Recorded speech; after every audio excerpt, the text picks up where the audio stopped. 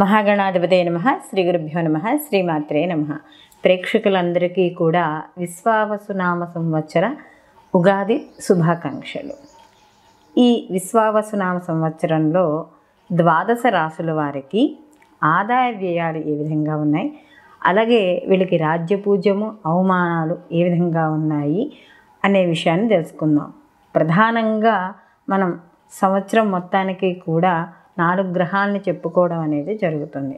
అవే గురు, శని, రాహు, కేతువులు. ఎందుకంటే ఇవి ఒకే రాశిలో ఎక్కువగా సంచారం చేస్తూ అంటే ఎక్కువ కాలం సంచారం చేస్తూ ఉంటాయి కాబట్టి, సో వీటిని ఆధారంగా చేసుకొని ఈ ద్వాదశ రాశుల వారికి కూడా శుభాశుభ ఫలితాలు ఏ విధంగా ఉంటాయి అనే విషయాన్ని తెలుసుకుందాం. ముందుగా మేషరాశి. మేషరాశిలోకి అశ్విని 1, 2, 3, 4 పాదాలు, భరిణి 1, 2, 3, 4 పాదాలు, కృత్తిక 1వ పాదము మనకి మేషరాశిలోకి వస్తాయి. ఈ మేషరాశికి అధిపతి వచ్చి కుజుడు. ఈ సంవత్సరం మేషరాశి వాళ్ళకి ఎలా ఉండబోతోంది అని కానీ చూసుకుంటే, ముందుగా ఆదాయ వ్యయాలు చూసుకుంటే ఆదాయం 2, వ్యయం 14గా ఉంది. అలాగే రాజ్యపూజ్యం 5, అవమానం 7. ఇక్కడ ఆదాయం 2, వ్యయం 14 అనేసరికి చాలామందికి కంగారుగా ఉంటుంది. అంటే ఖర్చులు ఎక్కువగా ఉంటాయేమో, ఆదాయం తక్కువ అవుతుందేమో, అప్పులు ఇలాంటివి పెరుగుతాయేమోనని. అయితే ఇక్కడ ఈ సంవత్సరం ఈ రాశి వారికి గురువు మే 15 వరకు కూడా వీళ్ళకి ధనస్థానంలో ఉండి, తదనంతరం తృతీయ స్థానంలోకి అంటే మిథున రాశిలోకి వెళ్ళడం అనేది జరుగుతుంది. అలాగే శని భగవానుడు కూడా వీళ్ళకి సంవత్సర ప్రారంభం నుండి కూడా వీళ్ళకి ఏళ్ళనాటి శని మొదలవుతోంది ఈ మేషరాశి వాళ్ళకి. ఈ సంవత్సరం నుండి కూడా అంటే 30 సంవత్సరాల తర్వాత మళ్ళీ వీళ్ళకి ఏళ్ళనాటి శని ప్రారంభం అవ్వడం అనేది జరుగుతుంది. అంటే 30 ఏళ్ల క్రితం వచ్చింది, మళ్ళీ ఇప్పుడు వీళ్ళకి స్టార్ట్ అవుతుంది అన్నమాట. మరి ఎలా ఉండబోతోంది అని చూసుకున్నప్పుడు, ఇక్కడ శని భగవానుడు వ్యయస్థానంలో సంచారం చేయడం అనేది జరుగుతుందంటే పూర్వాభాద్ర నక్షత్రం 4వ పాదం నుండి ఈయన సంచారం అనేది ప్రారంభమవుతోంది. కాబట్టి ఇక్కడ ఈ సంవత్సరం అంతా కూడా వీళ్ళకి ఈ శని ప్రభావం అనేది ఉంటుంది. అయితే వెంటనే ప్రభావం ఉంటుందా అంటే వెంటనే ఉండదు. కొద్దిగా నెమ్మదిగా ఈ వ్యయస్థానంలో ఉండే శని భగవానుడి యొక్క ప్రభావం అనేది నెమ్మదిగా పెరుగుతుంది. ఈ లోపు వీళ్ళకి రాహుకేతువులు కూడా మే నుండి కూడా మే 18 నుండి కూడా రాహుకేతువుల యొక్క సంచారం కూడా వీళ్ళకి మారుతుంది. అంటే రాహువు కూడా ఇక్కడ వీళ్ళకి ఈ మేషరాశి వాళ్ళకి లాభస్థానంలోకి రావడం అనేది జరుగుతోంది. మొత్తం మీద ఈ రాహుకేతుల యొక్క సంచారం మార్పు వల్ల కూడా వీళ్ళకి కొంత అనుకూలంగా ఉండడం అనేది జరుగుతుంది. అంటే ఏ విధంగా అనుకూలం ఉంటుంది అని కానీ చూసుకుంటే, వీళ్ళకి ఈ ఏదైతే రాహు 11వ స్థానంలోకి వస్తాడో ఇక్కడ లాభస్థానంలో ఉంటాడు కాబట్టి కాస్త వ్యాపారాల యందు కొంత లాభంగా ఉంటుంది. అయితే మరి ఇక్కడ శని భగవానుడు కూడా వ్యయస్థానంలో సంచారం చేస్తున్నాడు కాబట్టి కొంత అంటే దాని ప్రభావం వెంటనే ఉండదు. కాబట్టి మొదట్లో ఈ మేషరాశి వాళ్ళకి అనుకూలంగా ఉండడం అనేది జరుగుతుంది. అంటే ప్రతి పని యందు కూడా ఎక్కువగా నమ్మకం ఉండడం, ప్రతి పనిని కూడా నమ్మకంతో ముందుకు తీసుకెళ్ళడం, వ్యాపారాలు కావచ్చు లేకపోతే వ్యవసాయదారులకు కావచ్చు కాస్త లాభసాటిగా ఉండడం, ఇలాంటివన్నీ కూడా వీళ్ళకి కనబడుతూ ఉంటాయి. అలాగే సామాజిక పరమైన ఏవైనా కార్యక్రమాల్లో ఉంటే దాంట్లో ఉత్సాహంగా పాల్గొనడం, ప్రతి పనిని కూడా రెట్టింపు శ్రద్ధతో వీళ్ళు చేయడం, దానికి తగ్గ ఫలితాన్ని కూడా ఈ మేషరాశి వాళ్ళు ఈ సంవత్సరం వీళ్ళు పొందడం అనేది జరుగుతుంది. మరి అయితే ఇక్కడ వృత్తి ఉద్యోగ వ్యాపారాల పరంగా ఎలా ఉంటాయని చూసుకున్నప్పుడు వృత్తిపరంగా కూడా అభివృద్ధి అనేది కనబడుతుంది. అంటే వీళ్ళు ఏదైనా వృత్తిలో ఉన్నా ఉద్యోగంలో ఉన్నా కూడా వీళ్ళకి పై అధికారుల యొక్క వీళ్ళు చేసిన కష్టానికి తగ్గ ఫలితాన్ని, దానికి తగ్గ ప్రశంసలు ఇవన్నీ కూడా ఈ మేషరాశి వాళ్ళు అందుకోవడం అనేది జరుగుతుంది. ఎప్పుడైతే గురువు మే నుంచి తర్వాత నుంచి కూడా వీళ్ళకి తృతీయ స్థానంలోకి మారుతాడో అప్పుడు కొద్దిగా నెమ్మదిగా వీళ్ళ యొక్క ఆర్థికపరమైన స్థితి కొద్దిగా తగ్గడం అనేది జరుగుతుంది. అంటే వ్యయం పెరగడం అనేది జరుగుతుంది. అప్పటి వరకు వీళ్ళకి అనుకూలంగా ఉన్నా కూడా గురువు ఎప్పుడైతే ధనస్థానం నుండి మారుతాడో అప్పటి నుంచి వీళ్ళకి కాస్త ఖర్చులు ఎక్కువగా పెరగడం అనేది ఉంటుంది. కాబట్టి అనవసరమైన ఖర్చులు చేయడం అనేది మంచిది కాదు. అందుకనే ఏదైనా ఒక వస్తువు కొనాలన్నా, లేకపోతే ఏదైనా ఎక్కడైనా ఖర్చు పెట్టాలన్నా, ఎక్కడికైనా వెళ్ళాలన్నా ఇవన్నీ కూడా ఆచితూచి వ్యవహరించుకోవడం అనేది మంచిది. ఒక్కోసారి మధ్య మధ్యలో ఈ శని యొక్క ప్రభావం వల్ల పనుల్లో చిరాకులు, ఆటంకాలు కూడా ఏర్పడే అవకాశం అనేది ఇక్కడ కనబడుతోంది. అలాగే వీళ్ళకి ఉద్యోగస్తులకి ఎప్పటి నుంచో ఎదురు చూస్తున్న పదోన్నతులు ఈ సంవత్సరం వీళ్ళకి రావడం అనేది జరుగుతుంది. అది కూడా కొంచెం శ్రమతో వీళ్ళకి రావడం అనేది జరుగుతుంది. అంటే కొంచెం ఎక్కువ శ్రమించడం వల్ల మాత్రం పదోన్నతులు తప్పకుండా ఈ యొక్క మేషరాశి వాళ్ళకి వస్తాయి. అలాగే వీళ్ళకి ఈ సంవత్సరం ఆరంభం నుండి కూడా ఏనాడు శని ప్రభావం అనేది ఉంటుంది కదా వీళ్ళకి. కాబట్టి ఇక్కడ శని అనేటప్పటికీ మందకారకుడుగా చెప్తా, అంటే పనుల్లో ఆలస్యాలు కనబడుతూ ఉంటాయి. ఆగస్టు తర్వాత నుంచి కాస్త వీళ్ళకి పనుల్లో చిన్న చిన్న ఆలస్యాలు, ఆటంకాలు ఏర్పడతాయి. పనిలో బద్ధకం ఏర్పడుతుంది. అప్పటి వరకు ఒక రకమైన క్రమశిక్షణగానో లేకపోతే టైం పంచువాలిటీగా ఉన్న వ్యక్తులు కూడా కాస్త వాళ్ళ యొక్క సమయాన్ని అనవసరమైన విషయాలుగా వృధా చేయడం ఇలాంటివన్నీ కూడా జరుగుతూ ఉంటాయి. కాబట్టి ఇక్కడ వీళ్ళు ఈ సమయపాలన అనేది చాలా అవసరం. అలాగే వీళ్ళకి ఖర్చులపై కూడా నియంత్రణ చాలా అవసరం. ఆరోగ్య విషయాలు అంటే సమయానికి భోజనం చేయడం, ఆరోగ్య నియమాలు, యోగా, మెడిటేషను ఇలాంటివి చేయడం అనేది చాలా అంటే ఖచ్చితంగా చేసుకోవాలి ఇలాంటివన్నీ కూడా. అలాగే నేత్ర సంబంధితమైన ఇబ్బందులు అనేవి ఎక్కువగా రావడం అనేది జరుగుతుంది. అలాగే ఎవరైనా విదేశాలకు వెళ్ళాల్సిన వాళ్ళు ఎవరైనా ఉంటే వాళ్ళు అనారోగ్యాల రీత్యా కూడా కొంత అంటే చికిత్స నిమిత్తం కూడా వీళ్ళు విదేశీ యానం ఇలాంటివి చేసే అవకాశం ఎక్కువగా కనబడుతోంది. అలాగే విదేశీ పరంగా కూడా వీళ్ళకి డబ్బులు వచ్చే అవకాశం.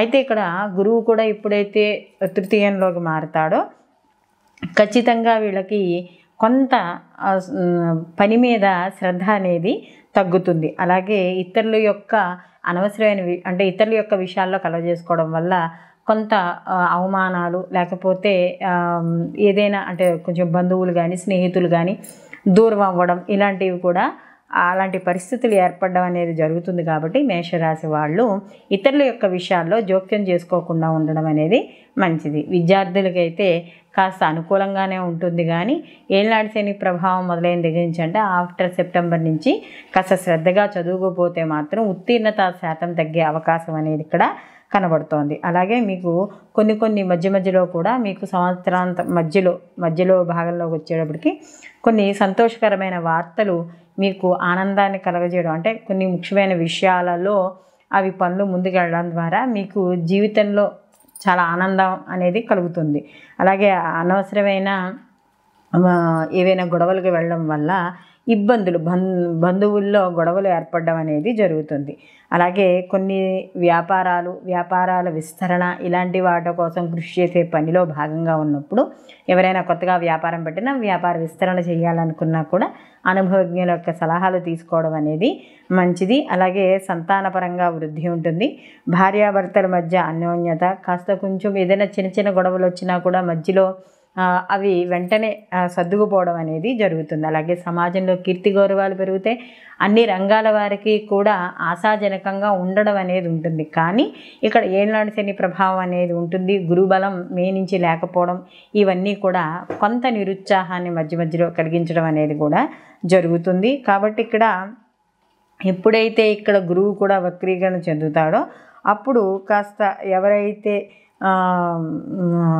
అంటే ఈ తృతీయ స్థానంలో గురువు వక్రీకరించి మళ్ళీ ఉండడం అనేది జరుగుతుంది. కాబట్టి కమ్యూనికేషన్ రంగాల్లో ఉన్న వాళ్ళకి, అలాగే ఎవరైనా అక్క చెల్లెళ్ళతో కానీ అన్నదమ్ములతో కానీ చిన్న మనస్పర్ధలు వచ్చే అవకాశం ఉంది. కాబట్టి అలాంటి విషయాల్లో కూడా కాస్త జాగ్రత్త పడాలి. అలాగే రాహువు యొక్క సంచారం లాభస్థానంలో ఉంది కాబట్టి ఇక్కడ అనుకోకుండా మీకు లాభాలు కలిసి రావడం, మంచి వార్తలు వినడం, ఆకస్మిక ధనలాభం, అలాగే ఎప్పటి నుంచో తీరని సమస్యలు ఏవైనా ఉంటే కూడా ఈ సమస్యలు కొలిక్కి రావడం, అంటే శని భగవానుడి యొక్క ప్రభావం ఏనాడు శని ప్రభావం ఉన్నా కూడా రాహు లాభస్థానంలో ఉండడం వల్ల కొంత అనుకూలమైన ఫలితాలు, అలాగే ఆర్థికపరమైన పురోగతి, పరిస్థితి బాగుండడం, ఏదైతే ప్రణాళికలు వేసుకుంటున్నామో ఆ ప్రణాళికలు వల్ల కొంత లాభం రావడం, అంటే నూతన పరిచయాలు కానీ ఇవన్నీ కూడా లాభించడం అనేది జరుగుతుంది.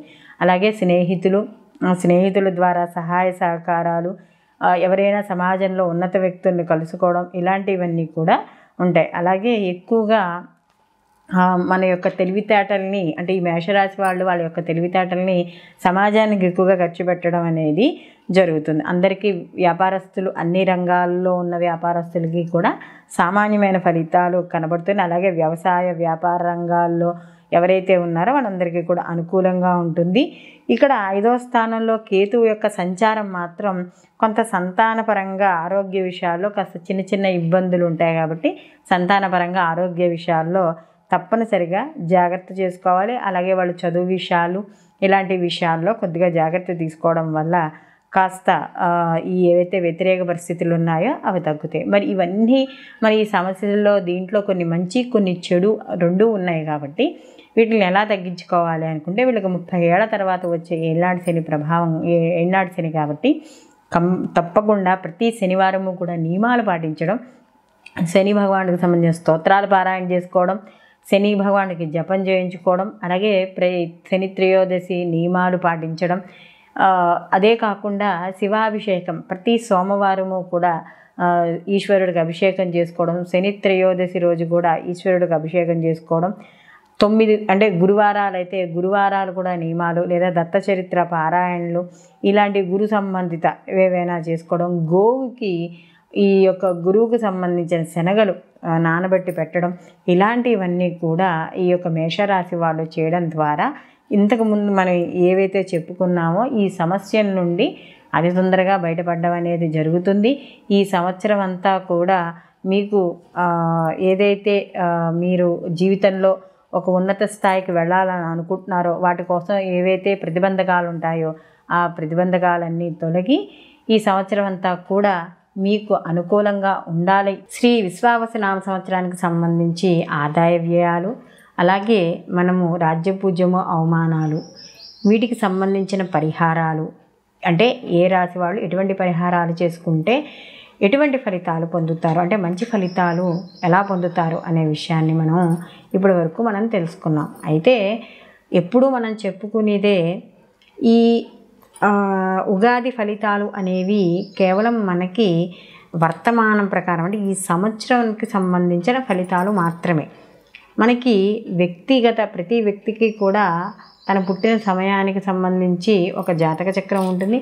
ఆ వ్యక్తిగత జాతకానికి సంబంధించి రిజల్టు దీంతో కంపేర్ చేయడానికి ఉండదు.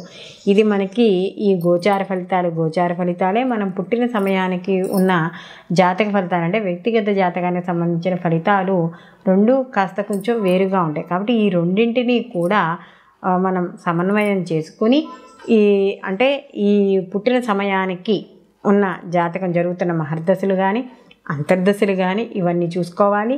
అలాగే ఈ వర్తమాన ప్రకారం అంటే మనం ఈ సంవత్సర ఫలితాలను కూడా చూసుకుని ఏ సమయానికి ఎటువంటి పనులు చేయాలి, ఎటువంటి పనులు చేయకూడదు ఇలాంటివన్నీ కూడా మనం చూసుకోవడం ద్వారా మనకు వచ్చే నష్టాన్ని తగ్గించుకుని, అలాగే మనకి ఎక్కడైతే ఏ వ్యాపారం చేస్తే ఎలాంటి ఫలితాలు ఉంటాయి, ఈ సమయంలో మనం ఈ పనులు చెయ్యొచ్చా చేయకూడదా, దీనివల్ల మనకి అవమానం ఎంత నష్టం ఎంత ఇలాంటివన్నీ కూడా మనకి ఈ గోచార ఫలితాలతో పాటు జన్మజాతక ఫలితాలను కూడా మనం పరిశీలనలోకి తీసుకోవడం ద్వారా సరైన ఫలితాలు రావడం అనేది జరుగుతుంది. కాబట్టి వ్యక్తిగత జాతకాలకు ఎవరైనా కావాలి అనుకుంటే మాకు ఈ కింద స్క్రోల్ అవుతున్న నెంబర్కి ఫోన్ చేయడం ద్వారా మీ యొక్క వ్యక్తిగత జాతక ఫలితాలు కూడా మీరు తెలుసుకోవడం అనేది జరుగుతుంది. కాబట్టి మీకు ఈ వీడియో కానీ నచ్చినట్టు అయితే లైక్ చేయండి, షేర్ చేయండి, తప్పనిసరిగా మీ అభిప్రాయాన్ని కామెంట్ రూపంలో